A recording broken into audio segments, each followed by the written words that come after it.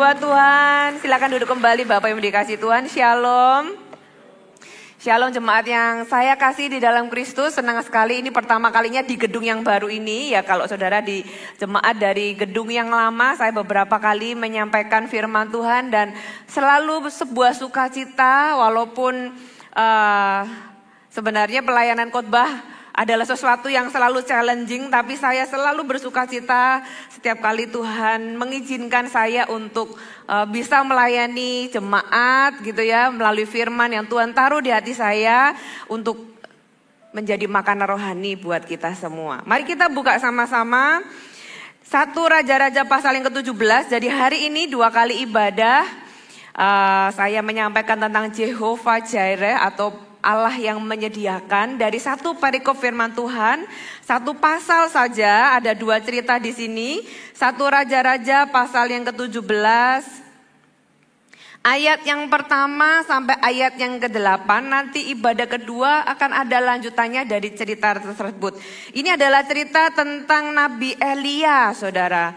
Sebenarnya firman Tuhan dari Kejadian sampai Wahyu, saudara, semuanya menjelaskan tentang karakter Tuhan dan sebenarnya terlalu banyak cerita yang bisa diambil atau disampaikan mengenai Tuhan yang menyediakan. Jadi sepanjang bulan ini sebenarnya tema besarnya adalah kita mengenal Allah kita yang memelihara kita, Allah yang tidak pernah meninggalkan kita, Allah yang memberi, Allah yang menolong di dalam kesesakan dan juga Allah yang menyediakan. Kita belajar dari satu tokoh yang bernama Elia ya di sepanjang pasal 17, ibadah pertama kita baca ayat pertama sampai ayat yang ke-8.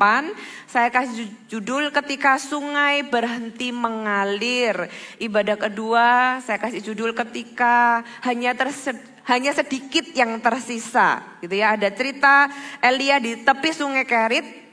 Nanti ibadah kedua Elia dengan janda Sarfat. Kita baca bergantian saudara ya. Saya baca ayat yang ganjil, saudara baca ayat yang genap. Setelah itu kita akan bahas ayat per ayat. Ayat yang pertama. Lalu berkatalah Elia orang Tisbe dari Tisbe Gilead kepada Ahab, demi Tuhan yang hidup Allah Israel yang kulayani, sesungguhnya tidak akan ada embun atau hujan pada tahun-tahun ini kecuali kalau kukatakan.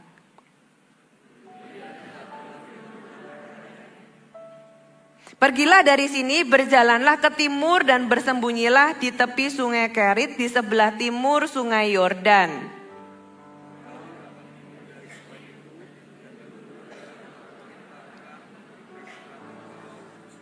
Lalu ia pergi dan ia melakukan seperti firman Tuhan. Ia pergi dan diam di tepi sungai Kerit di sebelah timur sungai Yordan.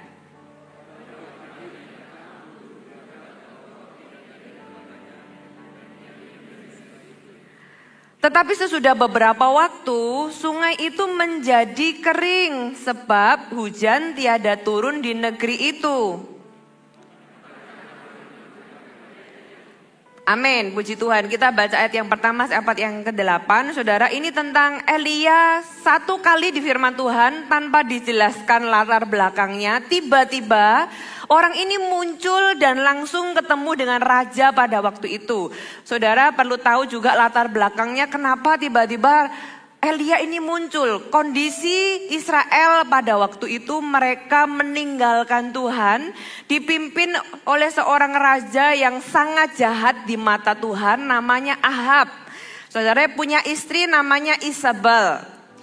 Dan Ahab ini dari banyak raja Israel yang sudah pernah memerintah, firman Tuhan berkata dia adalah raja yang paling jahat, yang sangat jahat gitu, yang melebihi. Kita buka dulu, saya bacakan di 1 Raja-Raja 16. Ya, satu pasal sebelumnya, ayat yang ke-30 sampai 33 saya bacakan. Ahab bin Omri melakukan apa yang jahat di mata Tuhan. Ini adalah raja yang Elia datang kepadanya.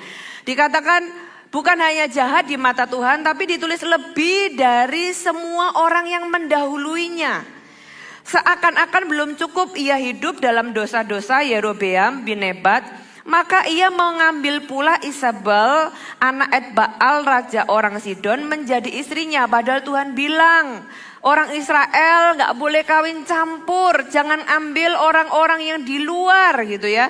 Tapi bukan cuma dia berdosa melakukan banyak hal yang salah, tapi dia juga tambah dosanya dengan mengambil Isabel ini menjadi istrinya, sehingga ia pergi gara-gara dia mengambil istri Isabel menyebabkan ia pergi beribadah kepada Baal dan sujud menyembah kepadanya.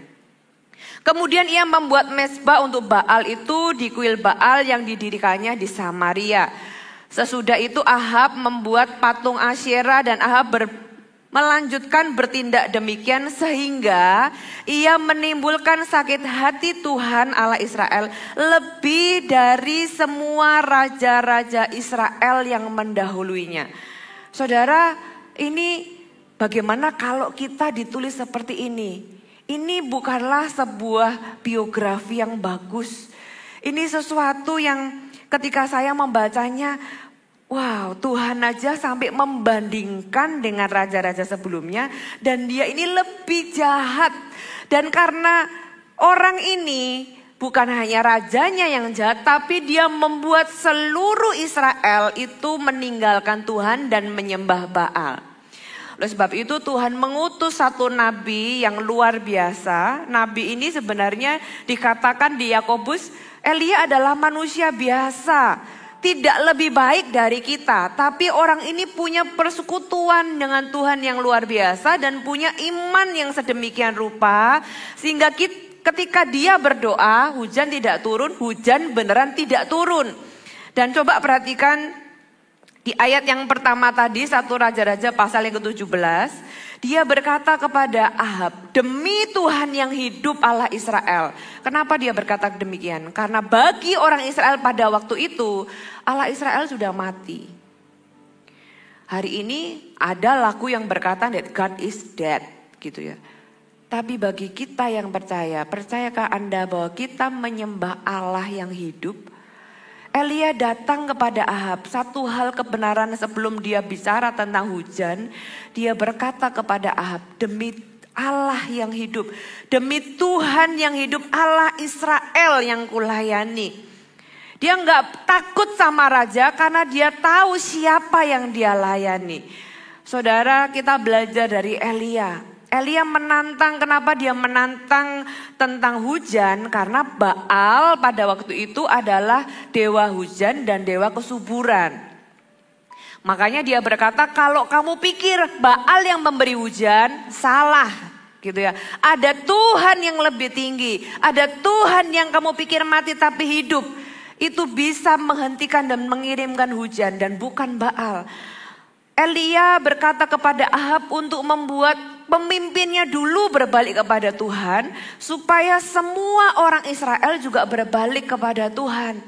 Saudara, dan dikatakan di sini sesungguhnya tidak akan ada embun atau hujan pada tahun-tahun ini kecuali kalau ku katakan.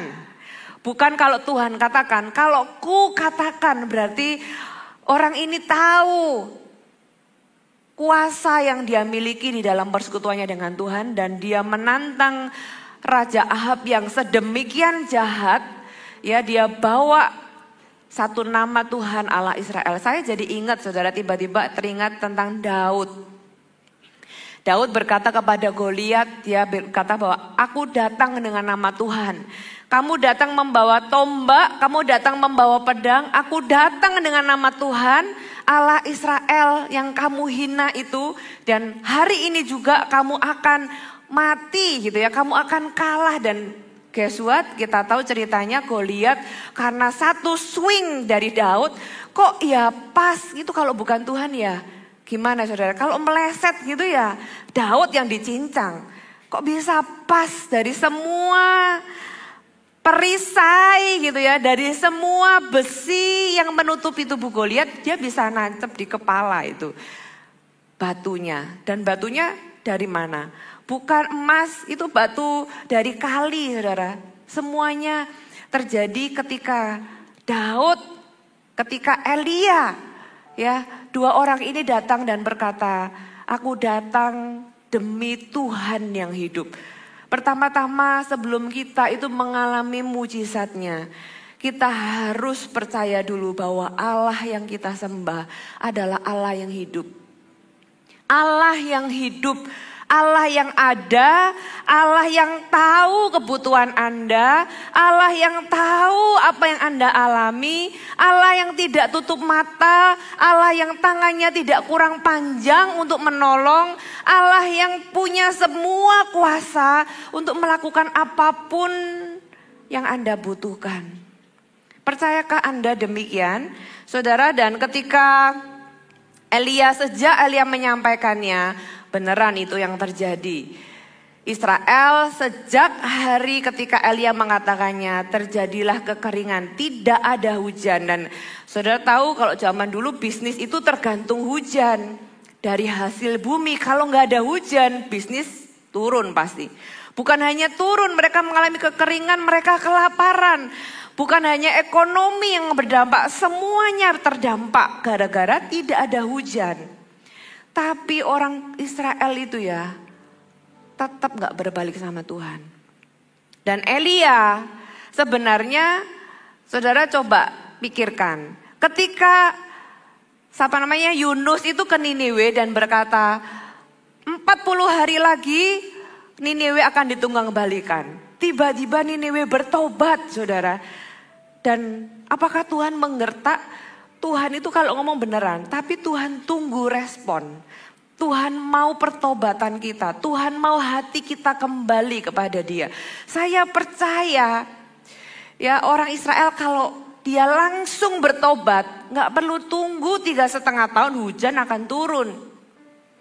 Tapi hati mereka sedemikian keras sehingga walaupun tetap gak hujan, ya mereka gak kembali sama Tuhan. Tapi Tuhan itu tahu bagaimana memelihara anak-anaknya dan hamba-hambanya. Mereka yang percaya kepada Allah yang hidup di tengah kekeringan dan kelaparan. Saudara, hidup kita juga sama. Kita hidup di dunia yang sama. Kita hidup di dalam sistem ekonomi yang sama. Kita hidup di dalam satu langit yang sama. Tapi tahukah Anda dan saya juga percaya bahwa kita tidak hidup di dalam di dalam dunia yang sama. Makanya Tuhan berkata bahwa ada anak-anak dunia dan ada anak-anak Tuhan. Apa yang membedakan? Membedakan adalah imannya. Elia dengan imannya berkata, aku punya Tuhan yang hidup. Oleh sebab itu di tengah kekeringan, di tengah kelaparan, apapun yang dunia bisa terjadi, ekonomi mau goncang seperti apa, percayakah Anda kalau Anda punya iman, penyediaan Tuhan itu tersedia bagi Anda. Tuhan itu tahu bagaimana memelihara umatnya. Ketika orang-orang Israel kembali ke Mesir pada waktu itu, Mesir mengalami kekeringan yang sedemikian rupa. Ya, tapi Tuhan memelihara mereka di Goshen. Mereka tidak kekurangan apapun. Ketika orang Mesir mengalami tulah, Tuhan itu tahu bagaimana membuat perbedaan, saudara. Ya, mereka mengalami tulah. Kenapa di Israel tidak mengalami tulah? Padahal mereka itu tinggal di bawah kolong langit yang sama. Kenapa yang sini hujan batu, yang sini enggak hujan batu? Saudara, saya percaya walaupun kita itu ada di bawah kolong langit yang sama dengan semua orang. Tapi kita punya Tuhan yang hidup. Dengan iman kita, itulah yang membedakan. Yang satu kena tulah, yang satu gak kena tulah. Orang Israel pada waktu itu karena mereka gak berbalik sama Tuhan, mereka mengalami kekeringan. Mereka kelaparan. Mereka mengalami hal yang tidak menyenangkan tentunya. Mereka mengalami penderitaan, ekonomi hancur dan semuanya. Bisnis dan banyak hal terjadi karena tidak ada hujan. Tapi apa yang Tuhan katakan kepada Elia? Kemudian datanglah firman Tuhan kepadanya. Setelah Elia menghadap kepada Ahab dan berkata demikian, Tuhan itu tahu apa yang terjadi. Tuhan tahu efek dari perkataan Ahab adalah kekeringan dan kelaparan. Tapi Tuhan tahu bagaimana memelihara anak-anaknya. Dia berikan firman kepada Elia, pergilah dari sini, berjalanlah ke timur, bersembunyilah di tepi sungai Kerit di sebelah timur sungai Yordan. Tuhan kasih instruksi yang sangat spesifik. Oleh sebab itu poin yang pertama yang kita harus miliki di hidup ini, kalau kita mau terus ada di dalam jalur penyediaan Tuhan, dipelihara oleh Tuhan, yang pertama, dapatkan rema firman Tuhan. Saudara, firman Tuhan berkata bahwa manusia tidak hidup dari roti saja, tapi dari setiap firman yang keluar dari mulut Tuhan. Saudara, kalau Anda hidup di dalam firman, Anda punya rema. Semua orang punya rema masing-masing, bisa spesifik, saudara. Mungkin yang satu disuruh usaha ini, mungkin yang satu Tuhan dorong lakukan itu, mungkin yang lain lagi Tuhan berbicara yang lain, tapi Tuhan tahu arah di mana kehendaknya harus terjadi di dalam kehidupan kita. Dan ketika kita taat, saudara, disitulah ada penyediaan Tuhan. Tapi apa yang kita bisa taati kalau kita nggak punya rema? Firman Tuhan itu yang kita butuhkan. Kapan terakhir Anda dengar suara Tuhan? Kapan terakhir Anda baca firman Tuhan dan Anda dapat sesuatu yang berbicara di hidup Anda? Kita nggak bisa hidup dari ibadah minggu ke minggu. Kita nggak bisa hidup dari khotbah hari Minggu saja. Saudara, saya dorong setiap Anda, kalau ada orang-orang yang sudah lama nggak pernah baca firman Tuhan, mulai hari ini, Tuhan, aku mau kembali dengar firman Tuhan. Jangan-jangan hanya sejauh itulah jawaban masalah Anda. Mungkin hanya sejauh Anda baca firman Tuhan dan Anda kembali dengar suara Tuhan, apa yang selama ini Anda khawatirkan, Tuhan jawab lewat persekutuan Anda dengan Tuhan. Karena tanpa firman ini, Elia tidak bisa minum, tidak bisa makan. Tanpa firman ini, Elia juga akan mati seperti banyak orang Israel karena kekeringan dan kelaparan. Tapi hanya karena satu firman Tuhan, Elia terpelihara sampai dia menyelesaikan semua tugasnya di muka bumi ini.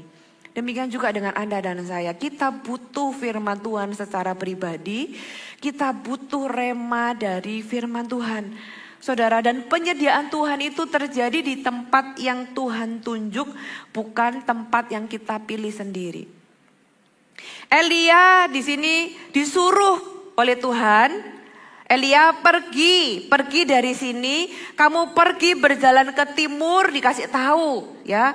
Ke timur ya, jangan ke barat. Kan bersembunyilah di tepi sungai Kerit.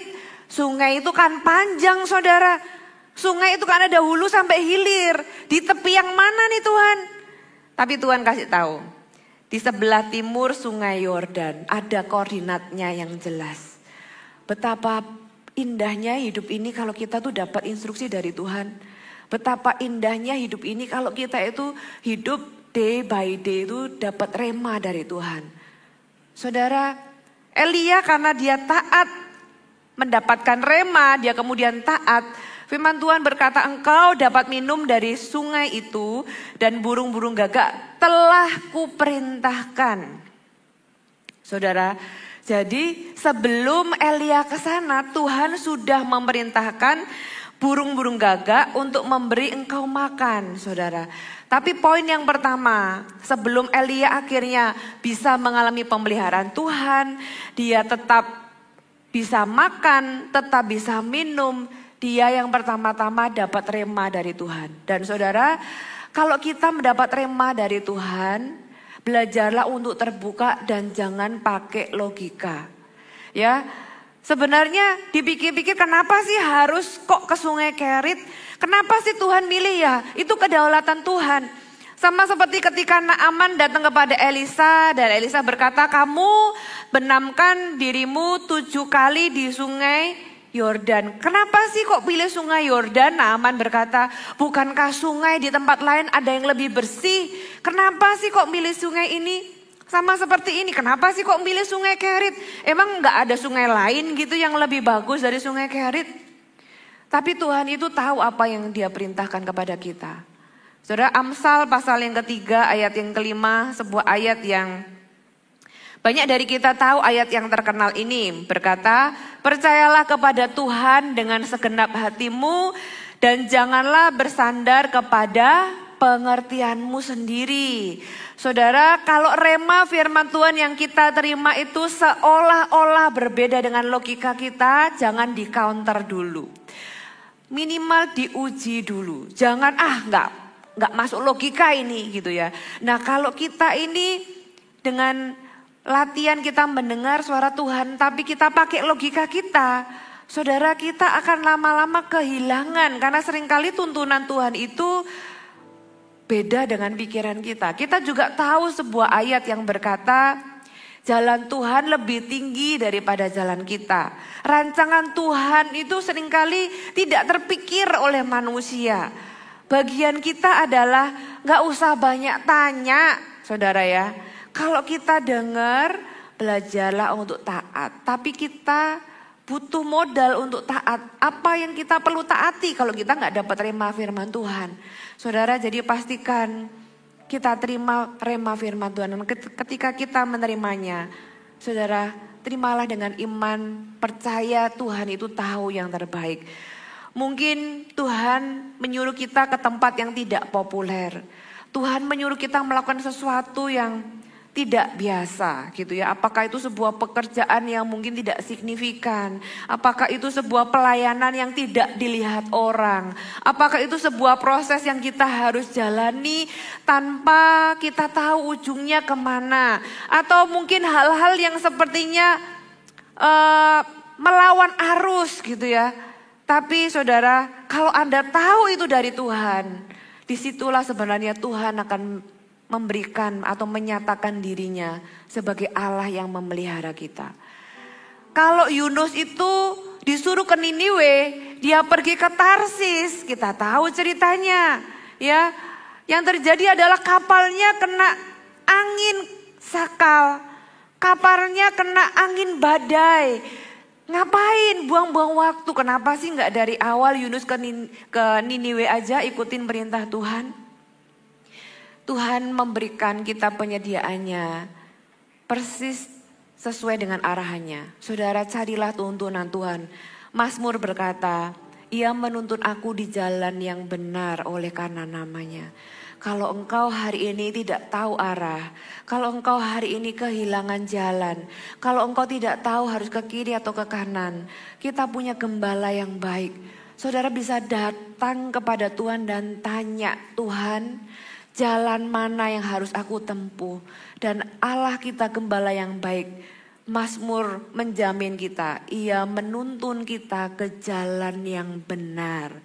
Supaya kita gak perlu muter-muter di jalan yang salah, saudara. Tuhan menuntun kita di jalan yang benar. Bukan karena kebaikan kita, tapi firman Tuhan menulis oleh karena namanya. Tuhan kita itu gak suka lihat anaknya tersesat. Tuhan kita itu gak mau lihat anaknya itu ngalami salah jalan sebenarnya. Hanya sebatas kita itu datang dan cari Tuhan, cari tuntunannya. Amin. Poin yang kedua, kita tahu dari cerita ini Tuhan bisa memakai apapun literally apapun, saudara. Tuhan bisa memakai sarana yang tidak terduga. Saya percaya Elia gak pernah kebayang Gagak kasih roti, kasih daging. Yang pertama, Gagak itu gak makan roti. Yang kedua, Gagak itu kalau cari daging untuk dirinya sendiri. Gagak sebenarnya adalah hewan yang najis menurut perjanjian lama, ya. Hewan yang najis diutus kepada seorang nabi yang kudus. Dan Gagak ini adalah binatang yang egois. Tapi disuruh melayani Elia, saudara. Tuhan kita itu sangat kreatif, saudara. Oleh sebab itu jangan batasi Tuhan. Tuhan apalagi ngajari Tuhan. Ya kan, berapa banyak dari kita itu kalau berdoa kita ngajari Tuhan. Tuhan gini loh Tuhan ya. Kalau mau jawab kebutuhanku itu caranya gini loh Tuhan.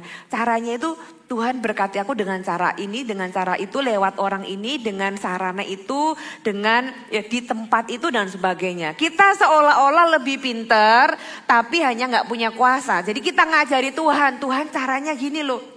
Padahal Tuhan itu bisa pakai semua cara dengan semua sarana yang mungkin kita tidak menduga. Mazmur menulis, Aku melayangkan mataku ke gunung-gunung, dari manakah pertolongan itu? Kita pikir gunung A, gunung B, gunung C gitu ya. Kita pikir orang A, orang B, orang C akan menolong aku. Tapi Mazmur melanjutkan dengan kalimat, aku melayangkan mataku ke gunung-gunung. Dari manakah datang pertolongan itu?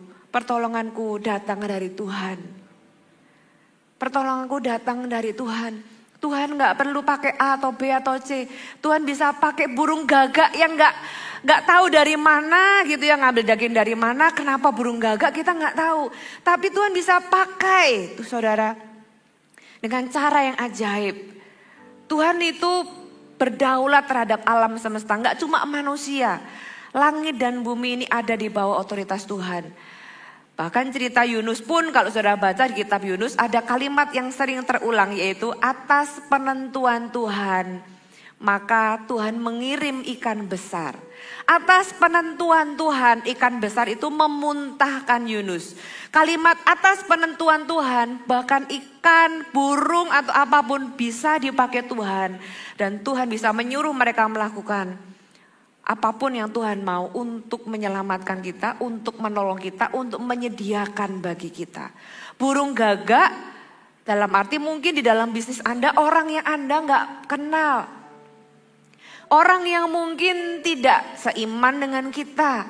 Mungkin orang yang Anda nggak pernah bayangkan gitu ya. Saudara, Tuhan bisa pakai siapa saja. Yang penting apakah kita itu mau terbuka nggak, taat nggak. Dan perhatikan Tuhan berkata gagak itu sudah diperintahkan ke sana. Jadi kalau Tuhan sudah perintahkan gagak ke timur, kalau Elianya pergi ke barat, saudara ia nggak dapat makan.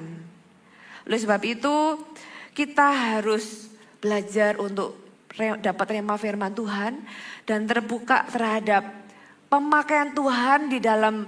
Maksudnya Tuhan bisa pakai apapun untuk menolong kita. Tuhan bisa pakai sarana yang tidak terduga. Karena Tuhan itu adalah Allah yang mengendalikan alam semesta. Termasuk semua manusia yang ada di dalamnya, saudara.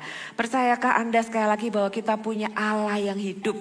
Allah yang di atas segala nama, di atas segala otoritas, di atas muka bumi ini. Di bumi ini ada raja dan Tuhan berkata, Tuhanlah yang menggerakkan hati raja-raja seperti sungai. Di atas raja ada Tuhan. Tuhan mengajari kita untuk kita tunduk kepada raja, betul. Tapi saudara-saudara juga harus tahu, kita bisa berdoa kepada otoritas yang lebih tinggi. Kita punya Tuhan di atas segala Tuhan. Tuhan yang orang sebut sebagai raja, kita punya Tuhan lagi di atasnya dan dia adalah Allah yang hidup. Dengan iman itulah saudara, Elia mengalami penyediaan. Orang Israel semuanya kekeringan, dia tetap bisa makan, tetap bisa minum gitu ya. Dari sesuatu yang dia gak bayangkan lewat gagak. Dan bukan hanya itu, firman Tuhan menulis kembali ke 1 Raja-Raja pasal yang ke-17 tadi. Firman Tuhan menulis bahwa gagak itu diperintahkan pagi dan petang, saudara. Pagi dan petang berarti Tuhan itu sudah kasih jatah atau Tuhan itu sudah tahu kebutuhannya Elia. Saudara, kita perlu bergantung kepadanya. Ketika Tuhan sudah memerintahkan, Tuhan sudah tahu dulu kebutuhan kita sebelum kita minta sama Tuhan. Hari ini coba Anda ingat satu saja mujizat Tuhan yang saudara pernah alami, yang sebelum mujizat itu terjadi, saudara menanti-nantikannya. Tapi hari ini saudara sudah mengalaminya. Nah, demikian juga hari ini mujizat apa yang Anda nanti-nantikan. Sama seperti dulu Anda pernah menantikan dan pada waktunya Tuhan menjawab Anda. Hari ini apa yang Anda nantikan? Tuhan sudah ada di depan Anda sebenarnya. Tuhan itu sudah one step ahead. Tuhan selalu ada di depan kita. Tuhan itu gak pernah ketinggalan sama kita, saudara, percayalah. Tuhan sudah tahu kebutuhan kita. Itu terbukti dari Kejadian sampai Wahyu. Sebelum Adam tahu dia butuh penolong, Tuhan sudah ciptakan Hawa. He's always like that. Itu tentang siapa Tuhan kita, tentang karakternya. Tuhan yang kita sembah, dia tidak berubah. He is always like that. Dia selalu ada di depan kita. Dia tahu apa yang dia akan lakukan. Dia tahu cara menjawab doa kita. Dia tahu kapan doa kita akan dijawab. Dia tahu dan dia sudah ada di depan, saudara. Sebelum Elia kelaparan, Tuhan berkata, aku telah memerintahkan. Berarti kan Tuhan sudah ada di sana sebelum Elia bahkan membutuhkannya. Ya. Tapi sekali lagi kembali, apakah kita terbuka dengan itu?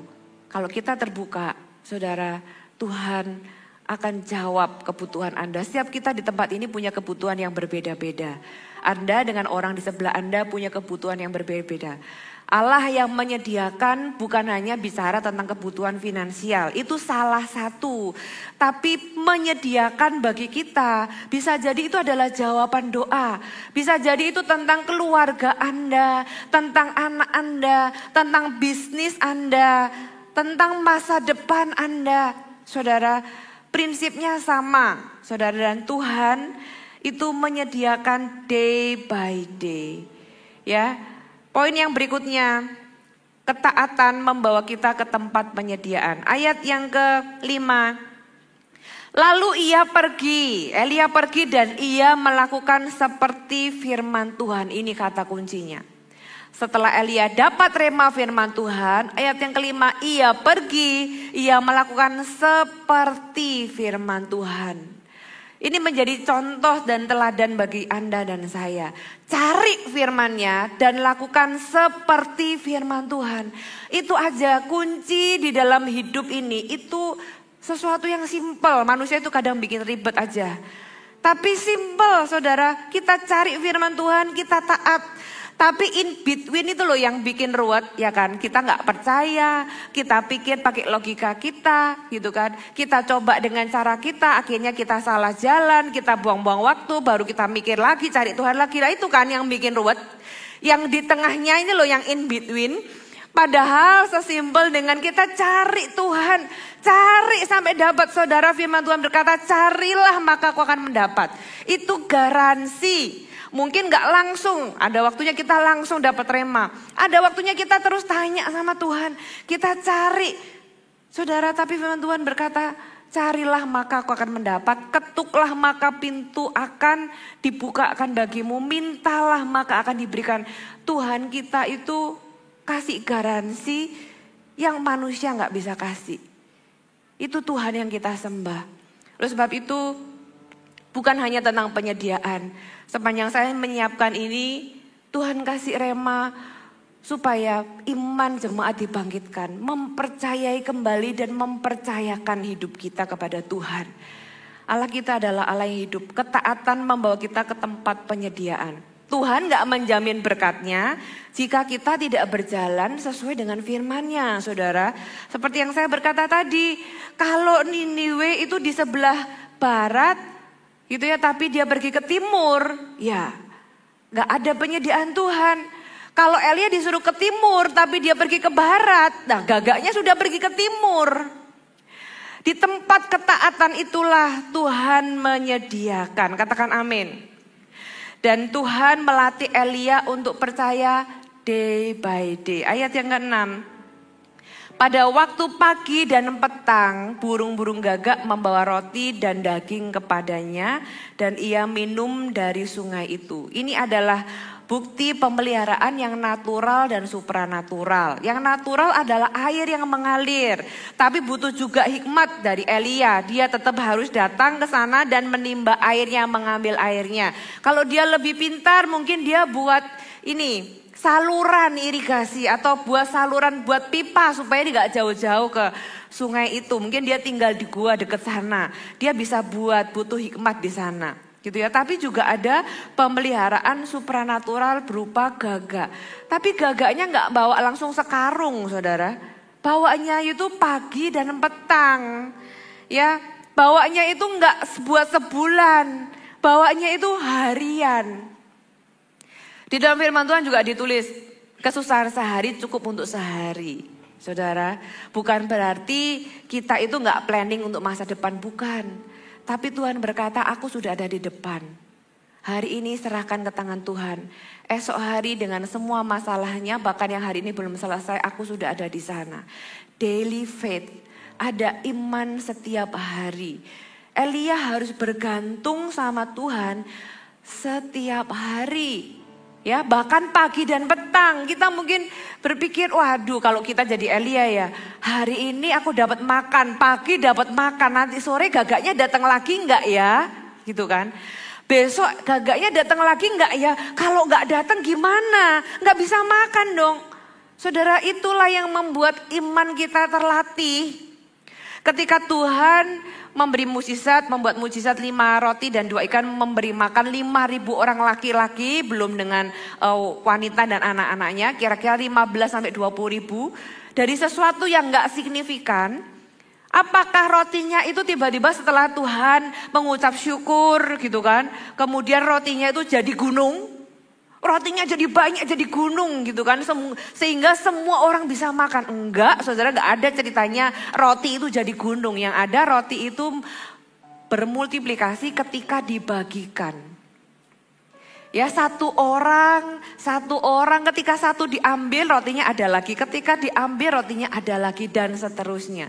Tapi enggak tiba-tiba jadi satu gunung. Mungkin saudara di dalam kehidupan kita berpikir Tuhan penyediaan day by day itu membuat kita terus tinggal di dalam kekhawatiran. Disitulah Tuhan melatih iman kita.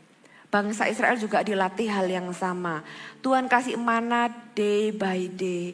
Supaya at the end hati kita itu tidak tergantung kepada berkatnya. Tapi kepada Sang Penyedia. Katakan amin. Kita nggak bergantung kepada apa yang kita terima. Tapi kita terus bergantung kepada Sang Pemberi. Saudara, orang Israel dikasih mana hari demi hari, dia harus ambil lagi, dia harus beriman lagi untuk besoknya lagi. Di dalam kehidupan kita, saudara, itu adalah kebaikan Tuhan. Supaya kita tuh gak melupakan Tuhan. Supaya kita itu terus tinggal di dalam iman kita yang terus bergantung kepada Tuhan. Latih hati untuk percaya bahwa hari ini cukup dan besok ada Tuhan. Katakan amin. Kesusahan Anda di esok hari, sudah ada Tuhan dengan solusinya di sana. Mungkin ketika sebagai manusia adalah hal yang wajar.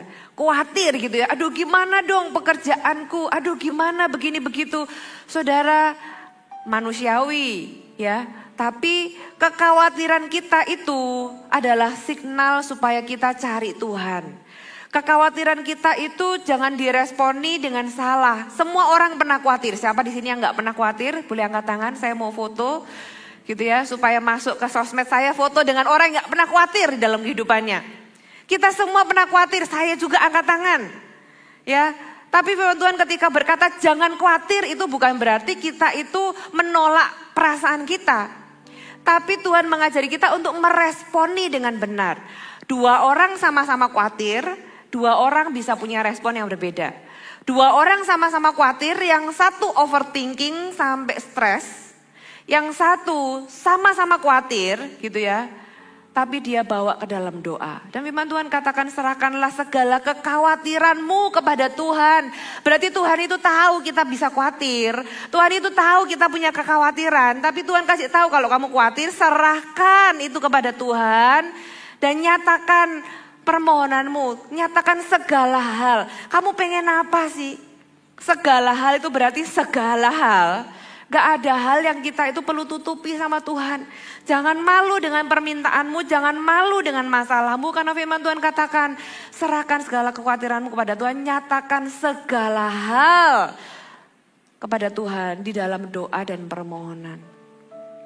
Tuhan kita tidak pernah tidak pernah kaget dengan doa kita. Dan tidak pernah antipati dengan keinginan kita. Kita bisa dengan aman datang kepada Tuhan. Kekhawatiran itu adalah sebuah sinyal. Ya kan, kalau kita demam, kita datang ke dokter, sebenarnya demam itu kan hanya gejala kan. Gejala berarti ada sesuatu yang perlu diobati gitu kan. Nah, kekhawatiran itu juga cuma sebuah gejala, sebuah sinyal alarm di hati kita. Supaya kita itu cari Tuhan. Alarm supaya kita tuh bangun. Bangun dari tidur, kita punya handphone, punya alarm, waktunya bangun. Kekhawatiran itu juga alarm yang Tuhan taruh di hati kita. Itu waktunya kita berdoa, katakan kanan kiri, berdoa. Ya, jadi kalau Anda khawatir berarti itu kayak handphone Anda bunyi, titit gitu ya. Itu berarti hati Anda bunyi. Oke, ini waktunya berdoa dan cari Tuhan. Saya percaya Allah yang kita sembah adalah Allah yang hidup. Dia tahu bagaimana menjawab kebutuhan Anda. Yang terakhir, poin yang keempat, ayat yang berikutnya. Tetapi sesudah beberapa waktu sungai itu menjadi kering. Sebab hujan tiada turun di negeri itu. Ini adalah pemeliharaan yang natural. Ya, hujan itu nggak turun, jadi air otomatis lama-lama juga akan kering. Nah, pertanyaannya kenapa sungai bisa kering? Bukankah Tuhan yang suruh Elia ke sana untuk dipelihara? Tapi kenapa pemeliharaannya juga bisa terhenti? Saudara, sekali lagi sama seperti gagak itu mengirimnya pagi dan sore.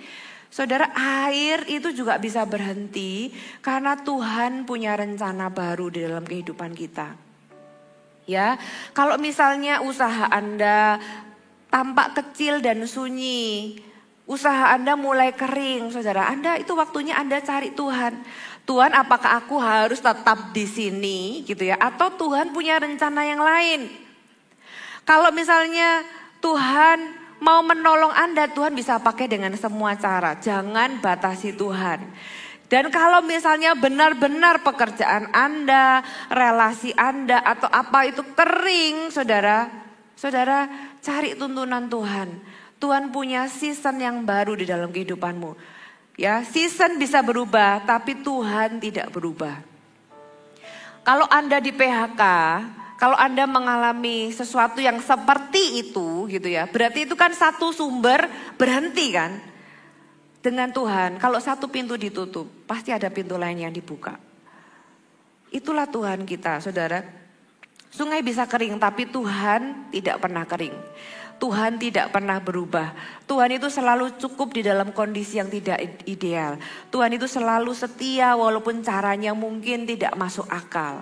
Dan Tuhan itu selalu berdaulat, bahkan ketika sungai yang awalnya Tuhan yang suruh kita ke sana, tapi sungai itu jadi kering, berarti Tuhan punya season yang baru, punya episode yang baru. Hidupmu belum selesai. Kalau ada sesuatu yang mati, yang kering, yang berhenti dalam hidupmu, itu tidak menunjukkan bahwa hidupmu juga berhenti, saudara. Itu hanya kayak orang nonton film, ya kan? Episodenya 1 sudah selesai.